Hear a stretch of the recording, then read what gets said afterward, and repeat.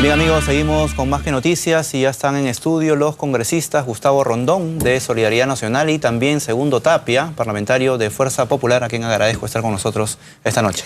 Muy buenas noches, Lucho, gracias por la consideración. Vamos a comenzar primero con el tema de la huelga médica, ¿no? Que ha comenzado hoy día a nivel nacional. ¿Cuál es su primera apreciación sobre este tema?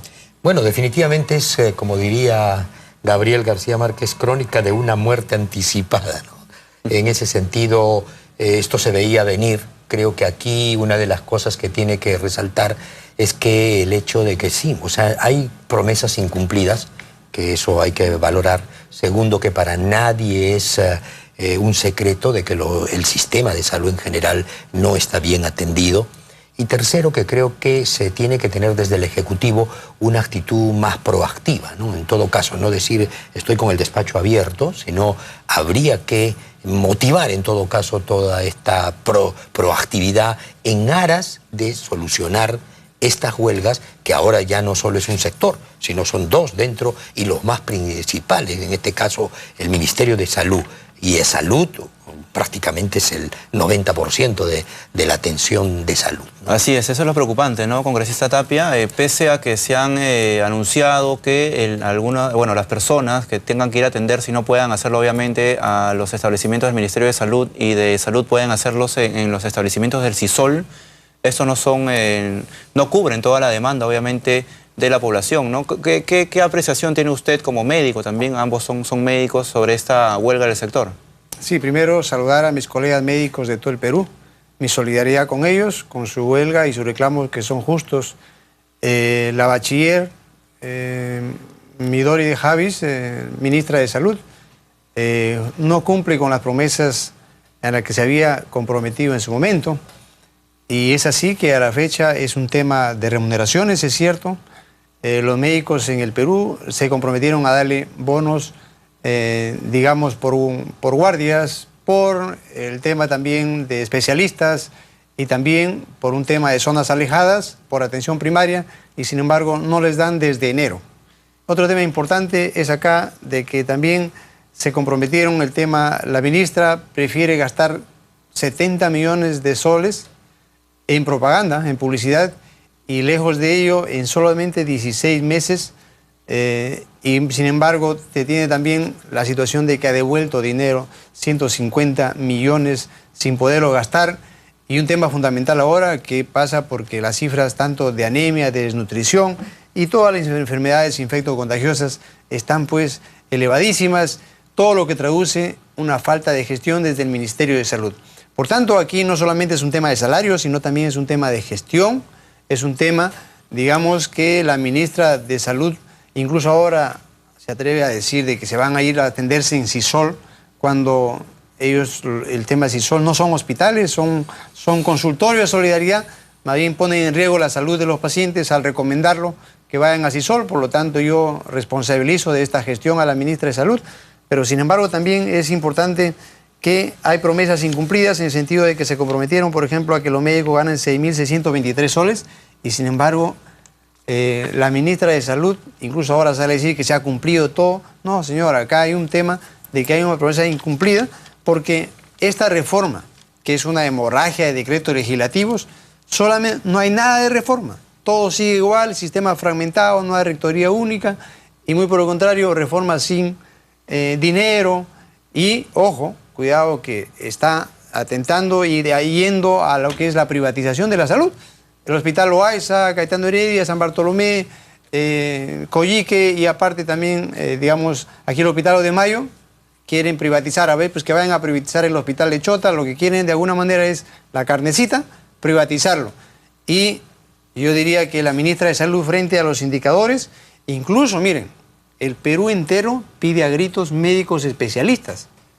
Y esta ministra insensible a lo que es el deseo de toda la población ha decidido disminuir digamos, el número de especialistas en el Perú y lo que es más grave es permitir la promoción del ejercicio legal de la medicina al permitir que médicos cubanos vengan al Perú en el marco de un decreto legislativo 1166 para que médicos cubanos vengan a ejercer la medicina de manera ilegal sin respetar ni la Constitución ni las leyes, es decir, obviando por encima al Colegio Médico del Perú, y muy por el contrario, estos médicos vienen bajo una situación de intromisión ideológica, chavista, castrista, a estar en las zonas urbanas marginales y zonas rurales, para lo cual estos médicos no son especialistas. Dicen, van a dar 5.000 soles y nuestros médicos serumitas en el Perú. Bien. Fíjense que había un accidente hace una semana y nuestros médicos les están enviando sin 5.000 soles, sin seguro de vida, sin seguro de salud y mucho menos sin lo que es el transporte, alimentación para nuestros médicos, y estamos favoreciendo que vengan médicos de otro país, y sin embargo aquí en el Perú tenemos 70.000 médicos, muchos de ellos desocupados y contratados bajo pésimos regímenes, ¿no? Bien, pero volviendo al tema en sí de la huelga médica, la titular del sector ha señalado que esta medida es improcedente porque ya se cumplió lo acordado, según ella, con los médicos el año pasado, y que ahora ellos han sumado nuevos petitorios que no estaban contemplados inicialmente. Incluso ha señalado esta bonificación por onomástico. ¿Cómo toma usted esa versión de la ministra? Sí, lo primero, Lucho, que yo tengo que decir es que la salud en el país no tiene por qué hacernos pelear, ¿no? Y aquí en este barullo de cosas, indudablemente en posiciones, creo yo, un tanto extremistas, creo que quien se perjudica es el poblador, quien se perjudica es el paciente. Y en ese sentido, yo me voy a ubicar, yo soy un fanático del justo medio, ¿no? Entonces, hay exageraciones que creo que no le hacen bien tampoco, en parte, a esas reclamaciones. Y también hay decisiones que no se están tomando debida cuenta. Por ejemplo, se habla de los incrementos y creo que es importante, pero más que incrementar de repente los propios salarios, que ya se debe respetar acuerdos previos, porque eso de que yo te prometa algo y no cumpla, ya dice mal, parte mal. Pero más allá, por ejemplo, no se están tocando algunos aspectos importantes dentro de salud. Y yo por eso siempre me he opuesto un poco a esto de, siempre se dice de reformas. Nosotros tenemos más de 20 años en el sector y siempre hablan de reformas. Y en el fondo es poner muchas letras que casi dicen lo mismo y que después te dicen, bueno, es que es a largo plazo, es que es a largo plazo. Hace 20 años atrás era a largo plazo, lo mismo que está repitiendo ahora. Y de acá a 2, 3 años, cuando ya se vaya este gobierno, bueno, vamos a ver los resultados. O sea, ¿y cuáles son esos aspectos de fondo en todo caso que se tienen que solucionar? Monitorizar todo lo que es infraestructura. En la Comisión de Salud se denunció, hay creación de hospitales, pero se quedaron a medio hacer. Has tirado la plata a la ventana. Lo segundo, faltan especialistas. O sea, faltan camas. Por ejemplo, yo me vengo de Arequipa. En el Seguro Social, 957 camas que faltan. Por eso es que cuando tú vas a una emergencia, encuentras a los pacientes en las camillas, sentados en las sillas de ruedas. ¿Por qué? Porque justamente no tienes dónde hospitalizar, no tienes esas camas. Entonces, es un acabose. Eso hay que tener cuidado. Esto de la nivelación, por ejemplo, estaba hoy día en el hospital de la policía. Los médicos que se asimilan a la policía ganan 1.500. Los de salud pueden estar en 5.000, los del ministerio en 4.000. Si todos hacen la misma labor. Entonces, ese tipo de cosas ya no se necesitan de reforma, Lucho. O sea, se necesita de una acción decidida. O sea, ¿necesitas médicos? Sí necesito. ¿Necesitas cama? Sí necesito. Entonces, en ese sentido y en ese contexto, yo estoy viendo que hay mucho, entre comillas, lirismo. Seguimos en lo mismo, bueno, sí, una reforma, suena bonito, pero en el fondo no te soluciona nada. ¿Y por qué no se hace? ¿Qué es lo que falta para lograr eso? Justamente el Ejecutivo que no se pone en el carril correcto. O sea, no tengo que pelear con los médicos, por eso te decía al principio, la salud en el país no tiene que hacernos pelear. La salud más bien tiene que decir, muy bien, ¿cómo nos vamos a ayudar? Entonces soluciona esto, cumple con estas promesas, equipa los hospitales, y entonces así creo que todos vamos. Y ojo, ahora estamos hablando de un crecimiento económico, un crecimiento de país.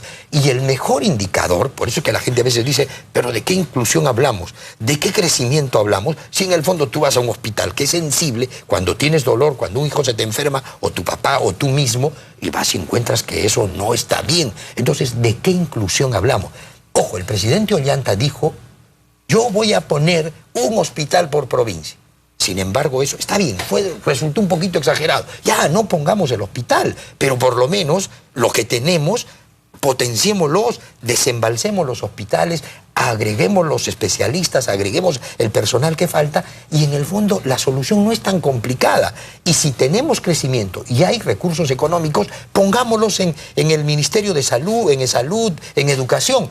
Y una cuestión más, el PBI, que vendría a ser un acuerdo nacional, ¿no es cierto? Esas políticas que se hicieron consensuadamente, que suban pues del 3.4 que tenemos por lo menos un 0.5, 1%, y eso es decisión simplemente del Ejecutivo. Congresista Tapia, ¿cómo desentrampar esta situación teniendo en cuenta que dos gremios importantes, dos sectores importantes del sector salud, tanto como el Ministerio de Salud y el Salud, en esta vez se han sumado, ¿no? Han hecho causa común, digamos, y ambos están en pie de lucha? Las voces de ellos difieren totalmente o radicalmente de lo que viene señalando la ministra de Salud. ¿Cómo desentrampar esta situación?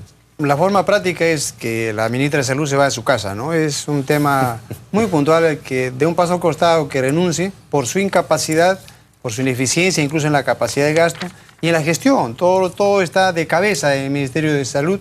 Y por qué no decirlo, mira, ahora se suma el Ministerio también, perdón, el Ministerio de Trabajo, de Salud, y no solo eso, la FENUPSA, también porque se lo han llevado también al servicio civil. Y nuestros médicos de las Fuerzas Armadas y Policía Nacional, que lejos de aumentar sus sueldos en general, miren, usted en su momento dijo que se ha cumplido. Miren, punto número 1, unificación de ingresos en Lima y regiones.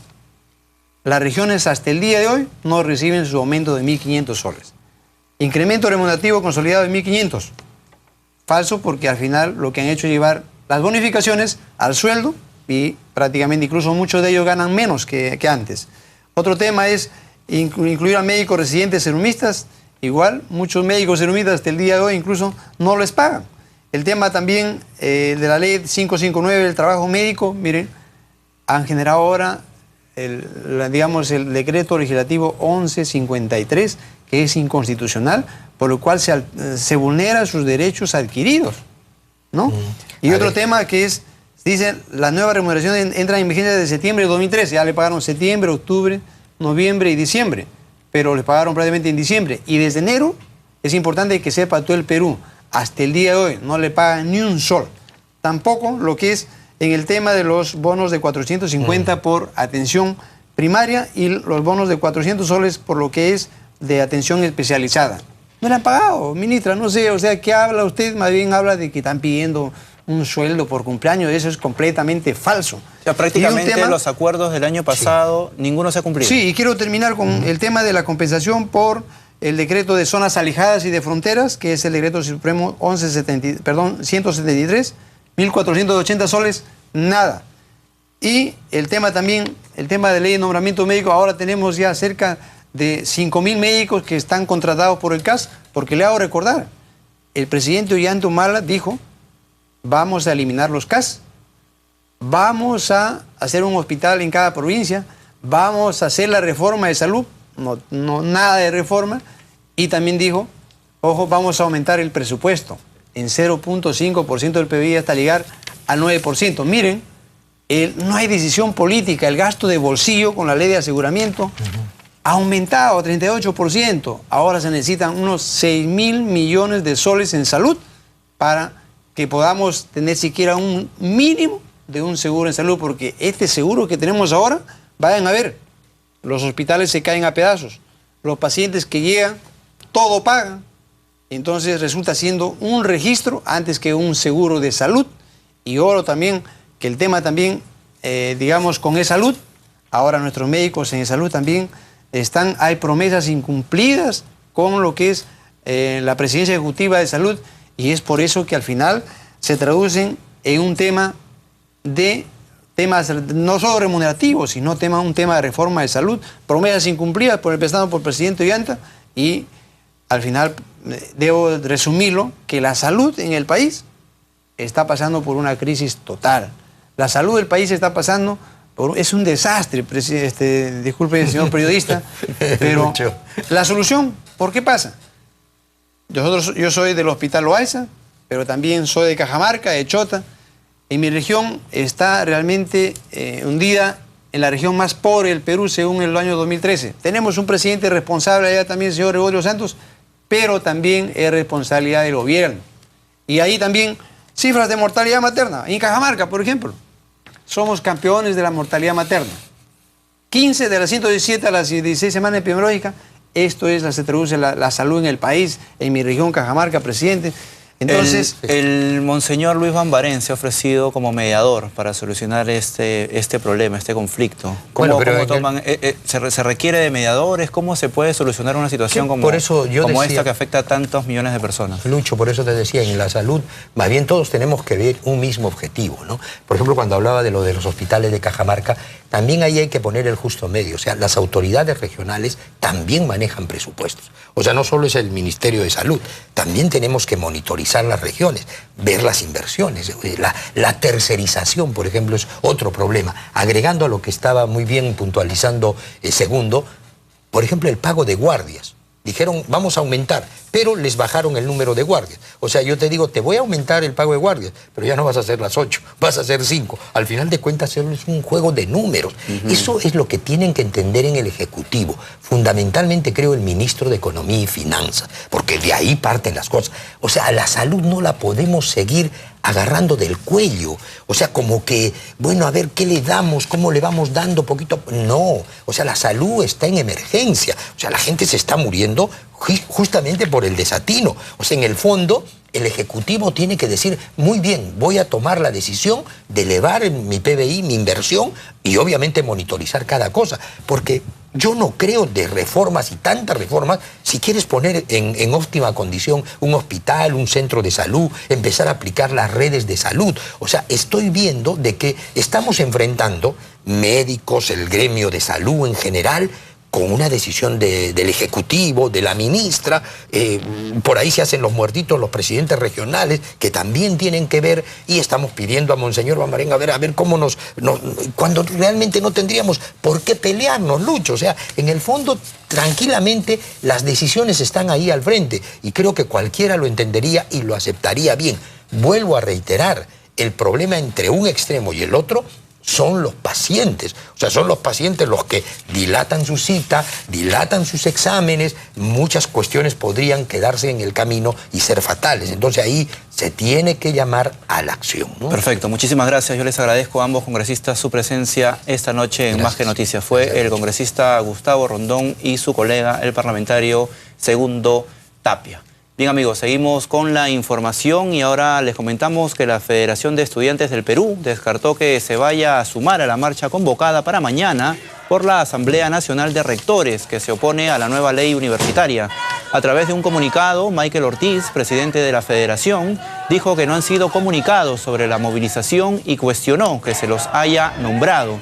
El gremio estudiantil consideró que el proyecto de la Asociación Nacional de Rectores para una nueva ley universitaria fue elaborado por los rectores sin consultar a la comunidad universitaria y además sus planteamientos son muy alejados y hasta opuestos a las exigencias estudiantiles.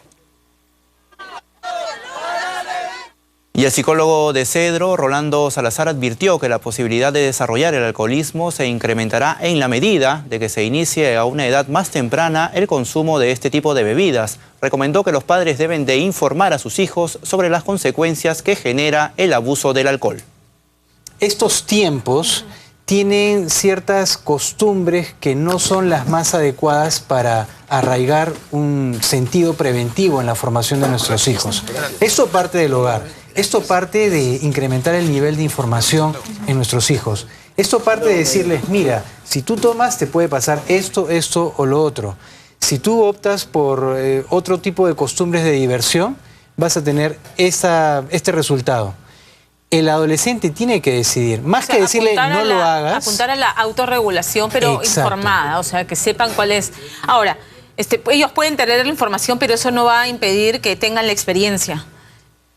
Pero ahí es donde ya tenemos que confiar en el trabajo, que hemos hecho un buen trabajo como padres y esperar a que sepa medirse en el consumo de alcohol, porque no lo vamos a impedir. Sí, pero también tiene que estar acompañada esta información que se da dentro del hogar con el modelo de vida que da el padre. Bien, y ahora vamos a tener un enlace telefónico con el señor Alberto Bisbal, secretario del Sistema Nacional de Gestión del Riesgo de Desastres de la Presidencia del Consejo de Ministros. Él se encuentra en Puno, donde precisamente se ha realizado el primer simulacro nacional por bajas temperaturas. ¿Qué tal? ¿Cómo está? Muy buenas noches. ¿Cómo está? Buenas noches. Un saludo para ustedes. Bien, señor Bisbal, denos detalles, por favor, de este primer simulacro nacional que se ha realizado por bajas temperaturas. Sí, bueno, el día de hoy se ha llevado a cabo el primer simulacro nacional de heladas y friajes. Se ha hecho en simultáneo en 41 centros poblados donde se encuentran ya construidos los tambos que el Ministerio de Vivienda ha, digamos, implementado. Y en especial hoy en Puno, en uno de los tambos, digamos, más importantes que aparece, que están en la provincia de Lampa, en el distrito de Santa Lucía, que este es el tambo de Pinaya, se llevó a cabo además un consejo descentralizado de tambos donde tuvo la presencia del Premier. Pero a propósito del simulacro, este simulacro busca poner en práctica a todos los sectores intervinientes en la ayuda humanitaria que requieren las poblaciones más afectadas por bajas temperaturas. Este simulacro ha sido coordinado por el Instituto Nacional de Defensa Civil y empieza el día de hoy y termina mañana. Y se está haciendo en simultáneo en estos 41 lugares a nivel nacional, que son de 15 departamentos del Perú. Bien, muy interesante lo que nos está contando. Entonces es importante este esfuerzo que viene realizando el sistema de gestión de riesgos de desastre para prevenir precisamente estas situaciones que han venido ocurriendo en los años anteriores con los friajes o las muy bajas temperaturas que se registran en diversos puntos del Perú. Así es, y lo que estamos buscando es que cada vez vayamos mejorando las capacidades que tienen los sectores intervinientes en coordinación con las autoridades locales para poder llegar en tiempo y forma, de manera oportuna, a la población, digamos, que sufre el embate de las bajas temperaturas, tanto en las heladas, en las zonas altoandinas, como en algunos lugares de la selva por el tema de friaje. Aquí es importante reconocer que el tema de la baja temperatura no es un problema del clima ni solamente del Ministerio de Salud. Hay varios temas que hay que resolver, como el tema, por ejemplo, del ganado, las cosas agropecuarias, que por ejemplo se afectan con las bajas temperaturas también. El tema de accesibilidad a los establecimientos de salud, ahí interviene el Ministerio de Transportes, por ejemplo, el Ministerio de Vivienda, el Ministerio de Educación también, con el tema de los kits pedagógicos para niños en colegios y el abrigo en las escuelas. Es una intervención multisectorial que la Presidencia del Consejo de Ministros está coordinando y que en este simulacro lo que se ha hecho es ensayar estos mecanismos logísticos para que no falle nada en el momento que se requiera. Y en estos 41 centros poblados que nos menciona, ¿cuál es la población en general que ha participado de este simulacro? ¿De qué cantidad de personas estamos hablando? Claro, la cobertura en total es más de 1 millón de personas que están en nivel de exposición y de vulnerabilidad. En realidad son 41 tambos en los cuales se ha organizado este simulacro, pero en realidad a nivel nacional se va a desarrollar la intervención de los sectores en 160 tambos, ¿no? Pero se han elegido 41 para poder hacer este ejercicio, digamos, de mejoramiento logístico. Perfecto, muchísimas gracias, señor Alberto Bisbal, representante de la PCM, quien nos estaba comentando que aproximadamente 1 millón de personas han participado, pues, de este simulacro por bajas temperaturas. Bien, amigos, ahora nos vamos a una nueva pausa comercial, pero antes los dejamos con la noticia tecnológica de Claro.